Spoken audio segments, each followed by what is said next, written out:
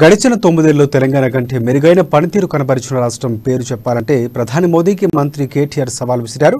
ఇక ఎన్నో అంతర్జాతీయ ప్రశంసలు అందుకున్న తెలంగాణ గురించి ప్రధాని ఒక్క మాట కూడా మెచ్చుకోలేదన్నారు.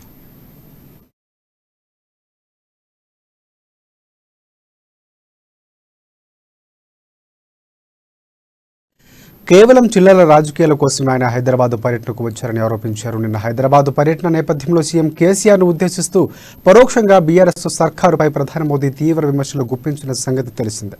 ఈ మేరకు ప్రధాని మోదీ పర్యటనపై మంత్రి కేటీఆర్ ఆదివారం ట్విట్టర్ వేదికగా తీవ్రంగా స్పందించారు. గడిచిన 9 ఏళ్లలో తెలంగాణలో సమానంగా వృద్ధి సాధించిన రాష్ట్రాన్ని చూపాలని ప్రధానికి సవాల్ విసిరారు. దేశంలోనే తెలంగాణ అత్యధిక తలసరి వృద్ధి కలిగిన రాష్ట్రం అన్న మంత్రి కేటీఆర్ ఇంటింటికి తాగునీరు అందించిన మొట్టమొదటి రాష్ట్రం తెలంగాణని పేర్కొన్నారు.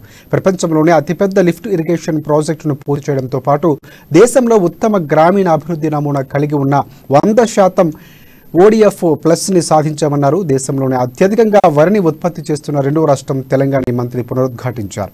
యువతకు ఉద్యోగ కల్పనలో ముందంజలో ఉన్నామని అన్నారు.